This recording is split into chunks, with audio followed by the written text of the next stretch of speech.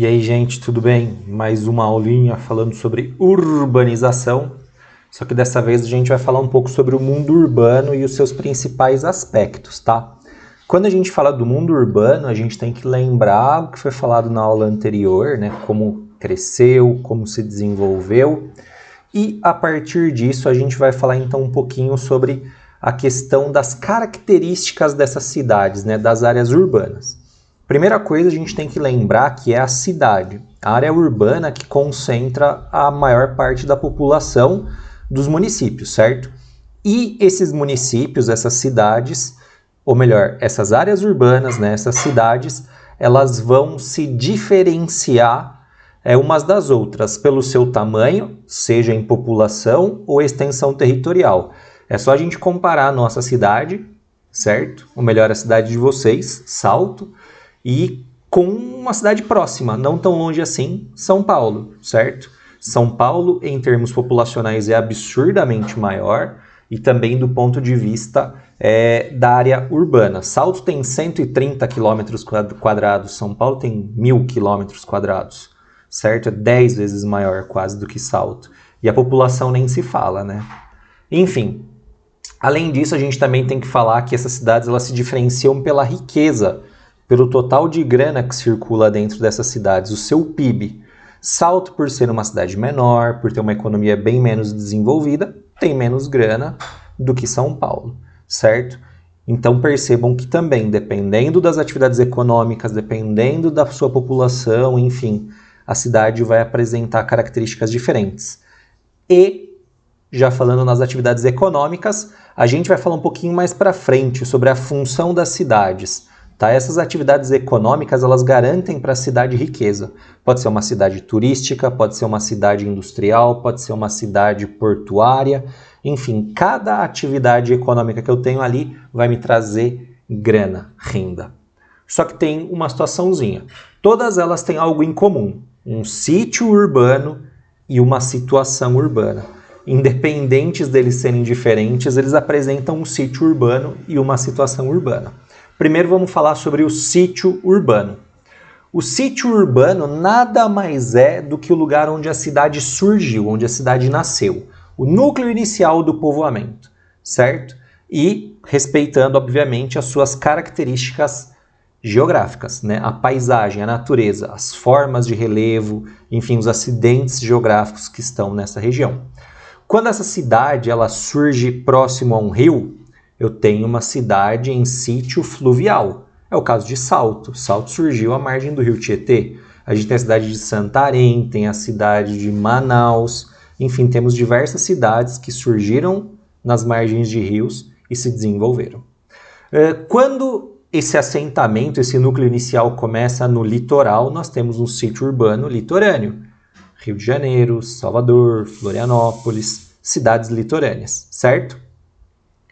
E quando essa cidade ela surge num lugar mais alto, num planalto, numa área montanhosa, enfim, numa porção mais elevada, a gente tem um sítio urbano chamado sítio em acrópole.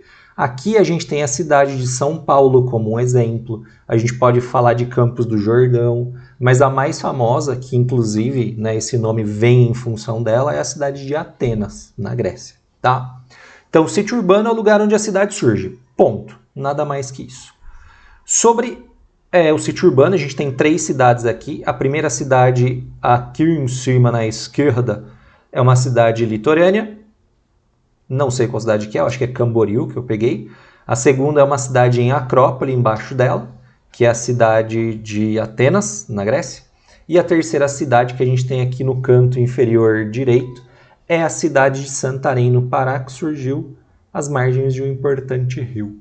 Certo? Tanto que a cidade se desenvolve totalmente nas margens do rio, né? É uma cidade que a pesca é muito desenvolvida, enfim. As atividades econômicas são diferentes também, dependendo do sítio urbano, tá?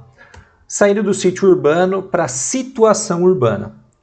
A situação urbana, ela é a posição geográfica na qual uma cidade está situada e o conjunto de suas relações com os aspectos naturais, políticos e econômicos que a circundam.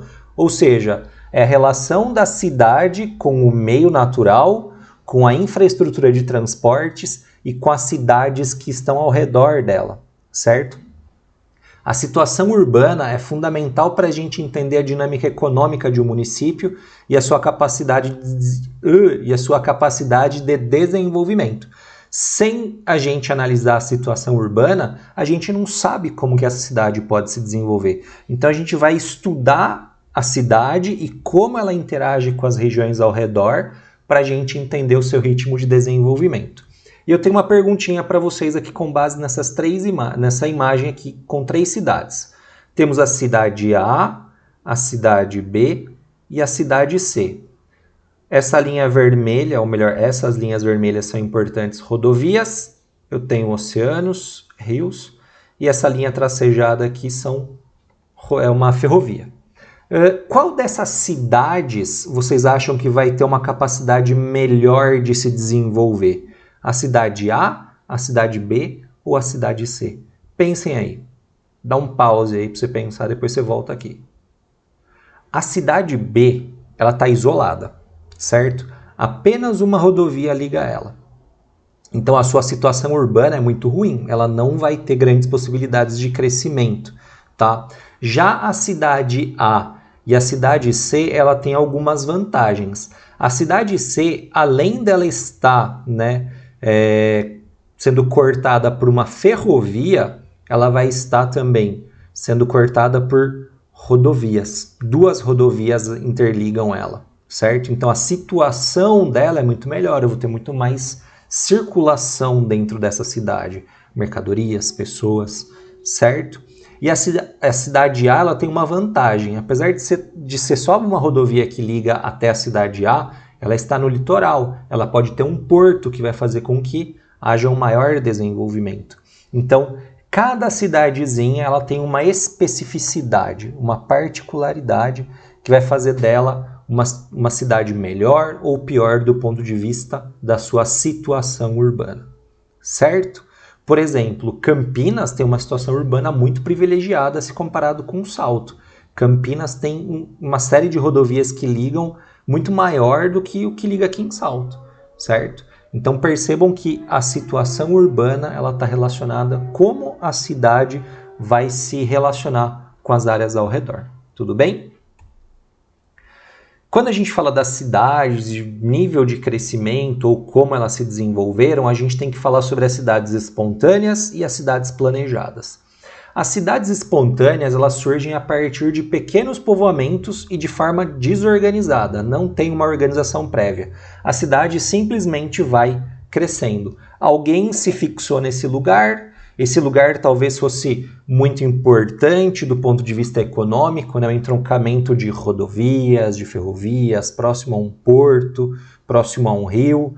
E aquela área era uma área, por exemplo, no rio era uma área de pesca. Pô, ao invés de eu ficar viajando direto para ir até o rio para pescar, pô, vou me fixar ali, vou construir minha casinha ali. E a partir disso, mais pessoas foram chegando, né? E foram sendo ofertados serviços, ruas foram sendo construídas, mas de modo muito desorganizado, sem planejamento. Isso é uma cidade espontânea.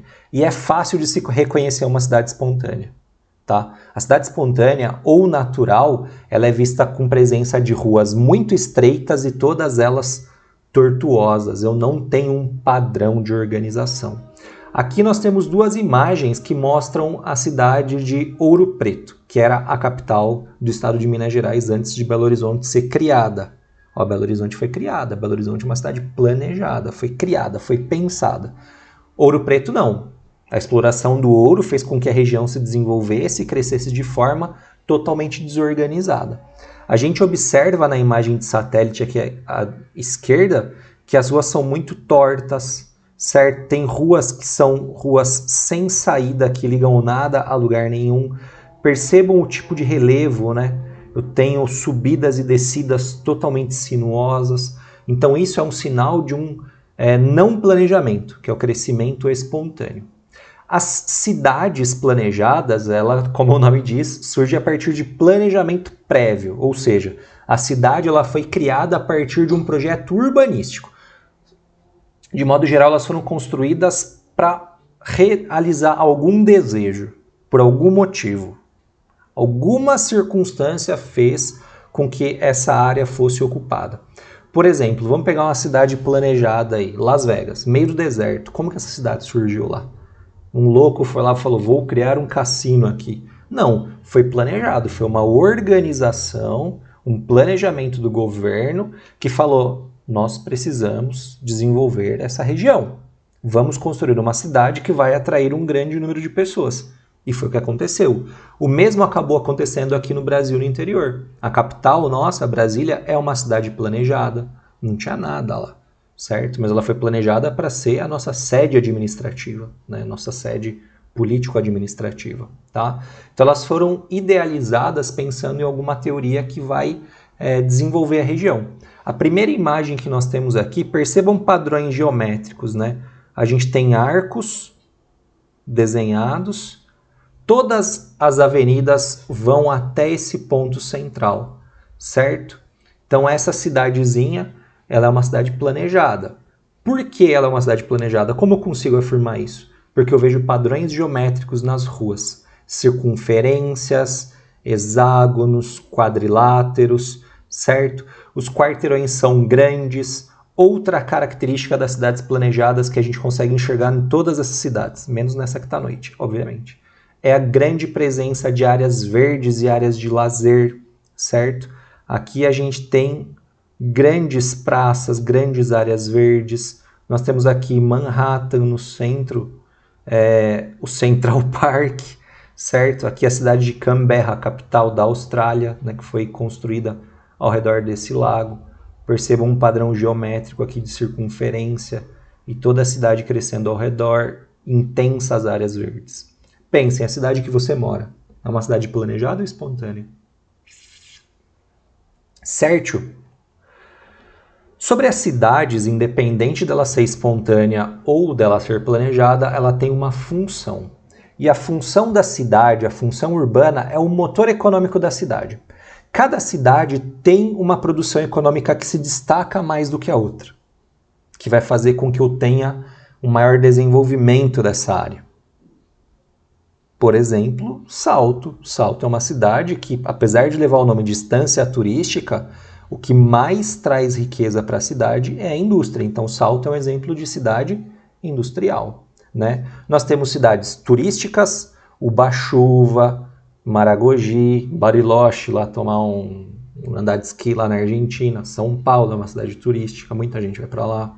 Cidades industriais, Campinas é uma cidade industrial, São Paulo é uma cidade industrial, Betim, em Minas Gerais, é uma cidade industrial, Detroit, que foi o centro da indústria automobilística dos Estados Unidos, é uma cidade industrial. Cidades comerciais, novamente São Paulo, Campinas, Nova York. As grandes metrópoles são cidades comerciais, tá? Eu tenho cidades religiosas, como é Aparecida do Norte, né, onde está a nossa padroeira. É uma cidade que recebe muitas pessoas durante o ano em visitação à Basílica. A gente tem a cidade de Jerusalém, lá em Israel, né, sagrada. Cidade de Juazeiro do Norte, né, cidade do Padrinho Padre Cício, certo? Que leva milhares de fiéis todos os anos para visitar. Nós temos cidades administrativas, que são as capitais dos países. Brasília, Canberra, Washington, que foram planejadas também, né? Coincidentemente, essas três foram cidades planejadas. Temos cidades portuárias, que a principal função, né, são as exportações e as importações de produtos via marítima. Santos, Paranaguá, aqui no Brasil. Porto de Boston, nos Estados Unidos. Porto de Roterdã, na Holanda, que é o mais movimentado porto da Europa. Ok? A gente também tem cidades tecnológicas, que são polos tecnológicos, como é o caso de São Francisco, lá, né, no Vale do Silício. A gente tem, de novo, Campinas e São Carlos, certo? E com certeza vocês estão se perguntando, Marcos, tem cidades que se repetem em inúmeras funções. O que isso significa? Significa que essas cidades são chamadas de cidades multifuncionais. A cidade multifuncional é aquela que tem várias funções, de acordo com essa listinha aqui que a gente tem. Ok? Bom, as cidades, elas não estão isoladas. A gente acabou de falar sobre a questão da função das cidades, certo? Que as cidades, elas dependem umas das outras, seja para o turismo, para a produção de matéria-prima, para a produção industrial, para a circulação de pessoas.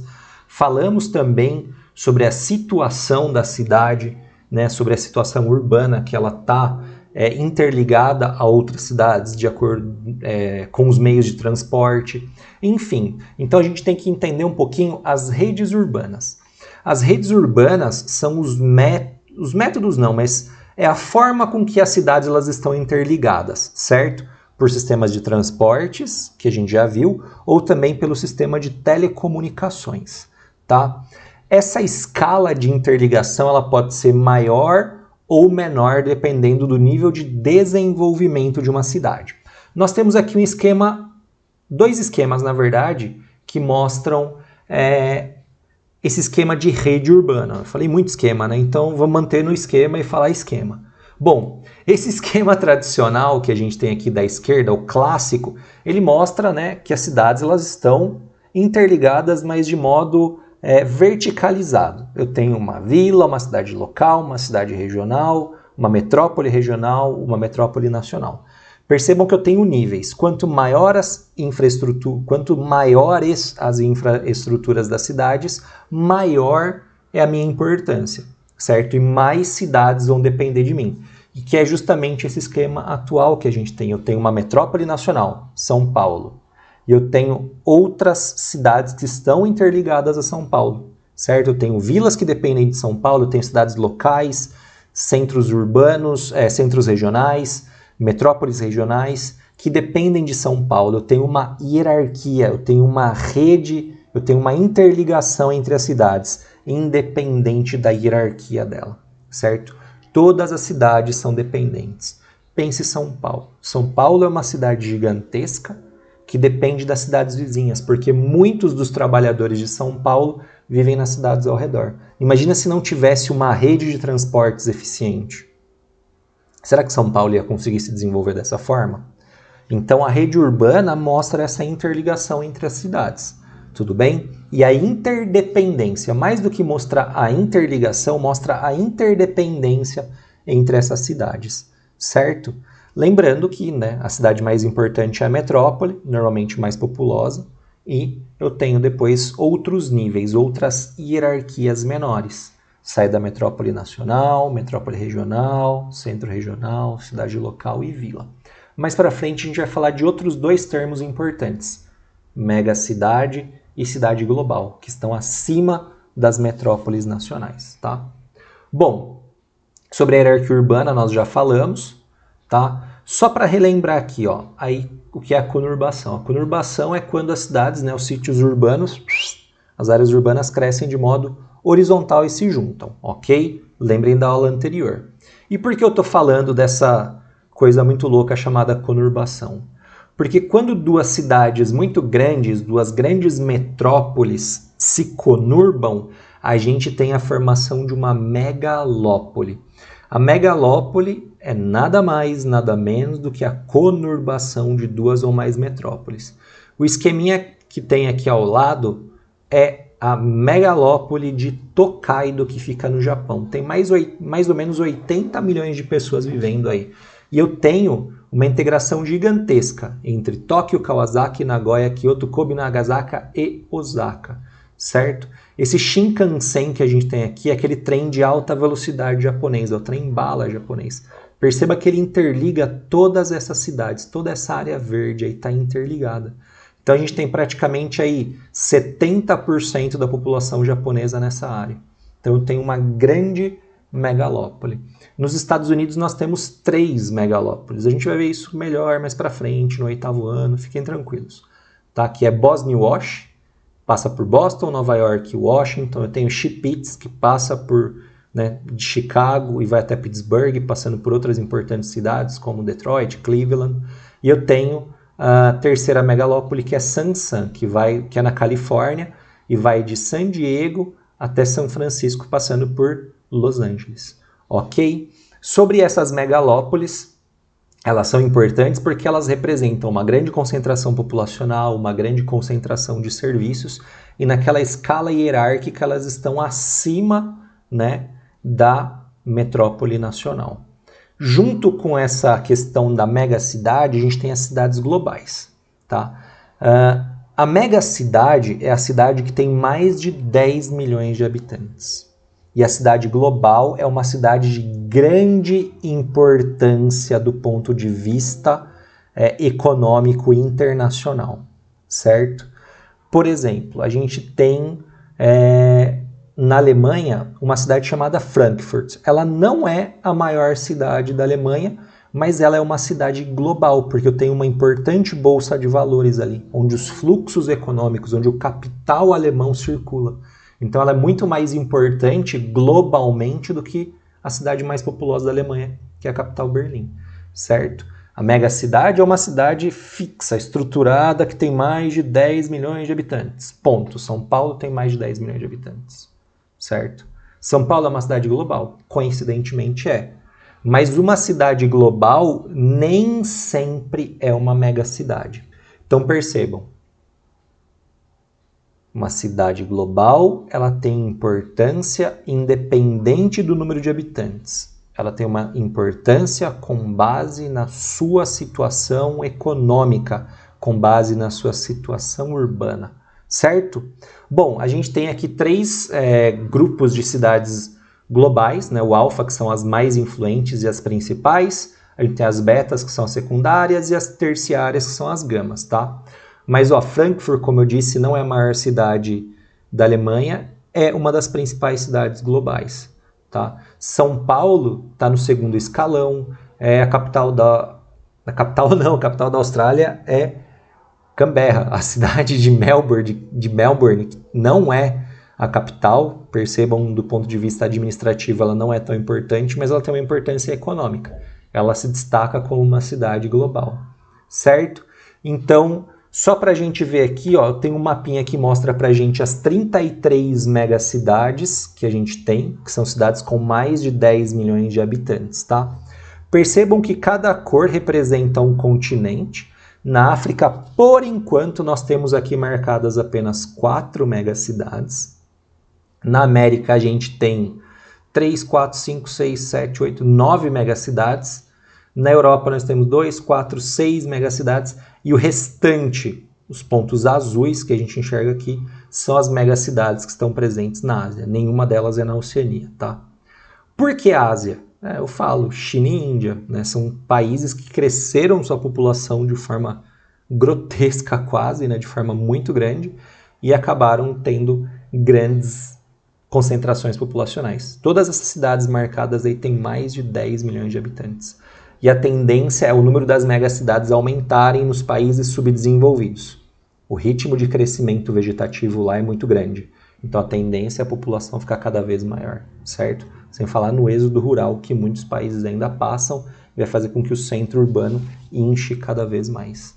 E é óbvio, a gente vai começar a enxergar problemas nessas áreas. Aliás, já tem problemas. E se esse crescimento continuar, a gente vai ter ainda maiores problemas de inchaço urbano, né? Problemas de falta de infraestrutura dentro dessas áreas. Para finalizar, nós temos aqui as 10 cidades mais populosas, né, em 2020. Tóquio, Nova Delhi na Índia, Tóquio no Japão, Nova Delhi na Índia, Xangai na China, São Paulo, para quem não sabe, é no Brasil, Cidade do México, no México, Cairo, no Egito, Dhaka é Bangladesh. Mumbai a gente tem na Índia como oitava, Pequim, de novo outra cidade chinesa, percebam, temos 2 cidades da Índia, 2 cidades da China entre as 10 maiores, e por fim, Osaka no Japão, tá? Nós temos aqui ao lado as 34 megacidades em 2015. Naquele outro gráfico que estava marcando 33, né? Porque pode ter tido mudanças. Enfim, nós temos aqui então Tóquio, né, como primeiro, depois Jacarta. Houveram mudanças. Isso daqui é 2020, isso daqui é 2015. Então serve para a gente também comparar quais são essas áreas urbanas. Algumas aglomerações aqui, elas estão marcadas com o nome de 2 cidades. É porque está representando uma região metropolitana, como é o caso aqui de Seul Incheon, Guangzhou Foshan, né, Osaka Kobe e Kyoto, certo? Então a gente tem esses aglomerados. Ok? No mais é isso. Espero que vocês estejam bem, respeitando as normas, né, de isolamento, de distanciamento. Se for sair, se proteja o máximo. E façam os exercícios, que vocês estão muito preparados. E aguardo vocês no plantão nosso, que vai acontecer. Ok? Muito obrigado, jovens.